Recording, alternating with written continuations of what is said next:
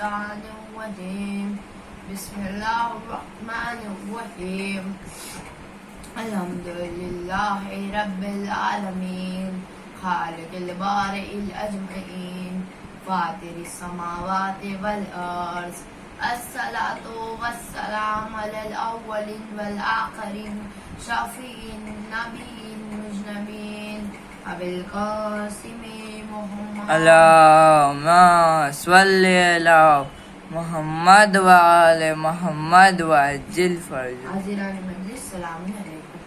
وعلیکم السلام. تمام تعریف اس پروردگار کے لیے جو عالمین کا رب ہے. اس کا ہر عمل اپنے بندوں کے لیے رحمت ہے، نعمت. خدا کا جتنا شکریہ ادا کرے اتنا کم ہے.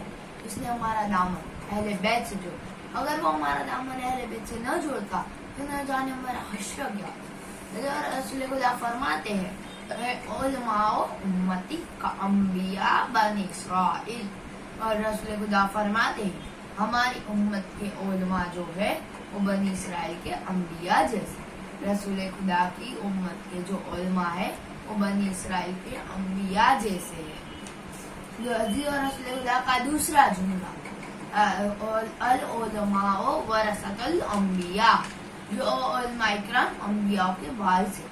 یہ سب سے بڑی بات ہے کہ انبیاء کے وارث اور کوئی نہیں بلکہ انبیاء ہے. جو رسول خدا نے عالم کے لیے یہ بھی حدیث بیان کی ہے کہ ایک عالم کے لیے زمین اور آسمان کی ہر چیز استغفار کرتی. یہ سب سے بڑی فضیلت ہے کہ زمین اور آسمان کی ہر چیز استغفار کرے کسی کے. جو ساتھ میں امام فرماتے ہیں جب کوئی عالم مر جاتا ہے تب ملائکہ روتے ہیں. زمین کا وہ حصہ روتا ہے جس پر سے اس نے عبادت کی ہوتی. آسمان کے دروازے روتے جس سے اس کے نامۂ اعمال لے جائے جاتے ہیں. جیسے ہم شہر کی حفاظت کے لیے دیواریں قلعے بناتے ہیں ویسے ہی دین اسلام کی حفاظت کے لیے عالم جو ہے وہ بہت بڑی دیوار ہے، بہت بڑا قلعہ ہے. رسول خدا نے فرمایا ہے کہ جیسے قرآن کو دیکھنا عبادت ہے، خانہ کعبہ کو دیکھنا عبادت ہے، اپنے ماں باپ کے چہروں کو دیکھنا عبادت ہے، ویسے ہی ایک عالم کے چہروں کو بھی دیکھنا عبادت ہے. رسول خدا فرماتے قیامت کے دن میں 3 لوگ ایسے ہوں گے جنہیں اللہ گنہگاروں کی شفاعت کرانے کا حق دے. سب سے پہلے انبیاء اور ائمہ جنہیں اللہ حق دے گا کہ آپ گنہگاروں کی شفاعت کرائیں. اور دوسرے جو ہے وہ عالم جنہیں اللہ حق دے گا کہ آپ گنہگاروں کی شفاعت کریں. اور تیسرے جو ہے وہ شہداء جو راہ خدا میں شہید ہو، انہیں بھی اللہ حق دے گا کہ آپ گنہگاروں کی شفاعت کرائیں. امام فرماتے ہیں اللہم صل علی محمد وآل محمد. نے فرمایا ہے کہ قیامت کے دن آدم سے خادم تک کا مجمع ہوگا.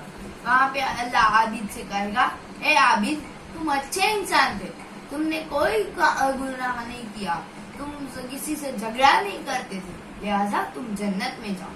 عابد جنت میں جائے گا. پھر اللہ عالم سے کہے گا اے عالم محمد کی یتیموں کی پرورش کرنے والے اور ان کی حمایت کرنے والے، لہذا تم رک جاؤ.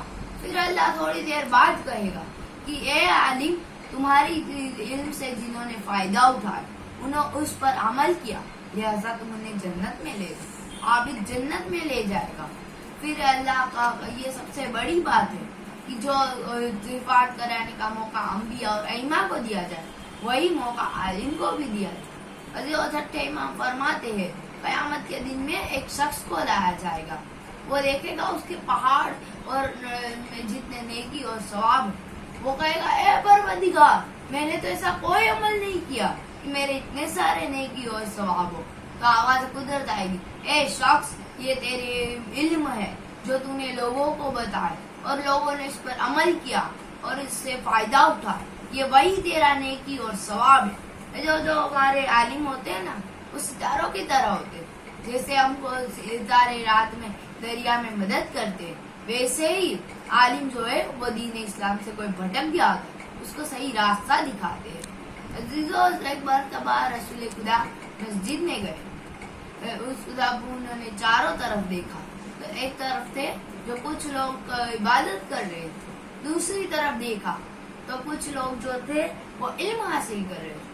تو رسول خدا نے فرمایا یہ دونوں خیر پر ہے, جو عبادت کر رہا ہے وہ بھی خیر پر ہے, جو علم حاصل کر رہا ہے وہ بھی خیر پر ہے, لیکن جو تعلیم دے رہا ہے وہ افضل ہے, اور جو تعلیم لے رہا ہے وہ بہت افضل ہے. آپ غور فرمائیں, جب میرا رسول خدا عبادت کرنے والوں کے پاس جا کے نہیں بیٹھے, بلکہ جو علم حاصل کر رہا ہے ان کے پاس جا کے, یہی ہے ہمارے عالم کی فضیلت. جو عالم ہوتے ہیں نا وہ بے شک ہمارے ہم گنہگاروں کی شفاعت کرائیں گے. اللہ انہیں صحت اور کے ساتھ عطا فرمائے. اللہ یہی جو ہے جو عالم ہے جنہوں نے ہمیں واقعی کربلا بتایا, ان میں سے میں ایک کربلا کا مصائب پڑھنا چاہتا ہوں. جب کوفہ سے شام قافلہ در بدر فرا جا رہا تھا, تب ایک مرتبہ قافلہ رکا. تب ظالم اپنے لشکر والوں کو پانی پلا رہا تھا. اس میں بی بی سکینہ اپنے چھوٹے چھوٹے قدم بڑھاتے ہوئے پھوپھی کے پاس آئی. تو کہا, اے پھوپھی آپ اجازت دو تو میں ظالم سے تھوڑا سا پانی مانگوں. بی بی یہ نہیں چاہتی تھی کہ وہ اپنے باپ کے قاتل سے پانی مانگے, لیکن ہائے کیا کرے, اب تو باپ بھی نہیں جو پانی لا دے. اب کسی طرح اجازت ملی. وہ بی بی سکینہ اپنے چھوٹے چھوٹے قدم بڑھاتے ہوئے ظالم کے پاس آئے اور کہا, اے ظالم مجھے تھوڑا سا پانی دے دے. دیکھ میرے ہونٹوں پر پپڑیاں پڑ گئی ہے, دیکھ میری زبان سوکھ گئی ہے, دیکھ میرا گلا چھیل گیا ہے, مجھے تھوڑا سا پانی دے دے. اے ظالم نے کچھ جواب نہیں دیا. بی بی سکینہ کو لگا کہ مجھے بعد میں پانی دے گا. ظالم نے اپنے لشکر والوں کو پلا دیا. بعد میں اپنے گھوڑوں اور اونٹوں کو پلانے لگا. تب بی بی سکینہ نے سوچا وہ گھوڑوں اور اونٹوں کو پلانے کے بعد مجھے پانی دے گا. جب ظالم نے سب کو پانی پلا دیا تب بی بی سکینہ کے پاس آ.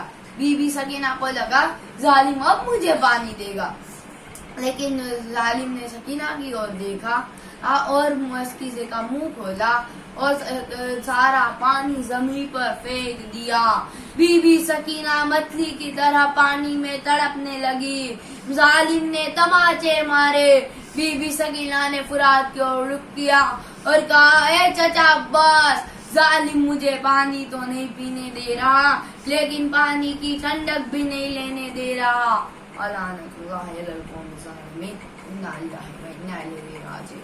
یا رب یا رب یا رب یا رب یا رب یا رب یا رب. اللہ ہم سب کا بی بی سکینہ کا واسطہ ہے کہ اس مجلس کو قبول فرما. آمین. جو ہمارے امام ہے ان کا جلد سے جلد قبول فرما, تاکہ وہ سب یہ ظلم اور اس کا بدلہ لے سکے. ہمارے عالموں کی صحت اور ان کے ساتھ عبادت فرما. ہم گنہگاروں کو معاف فرما. جو ابھی برزخ کا زمانہ آسان فرما. ہمارے مرحومین کے گناہ معاف فرما, اور ہمارے امام کا جلد سے جلد قبول فرما. اللہ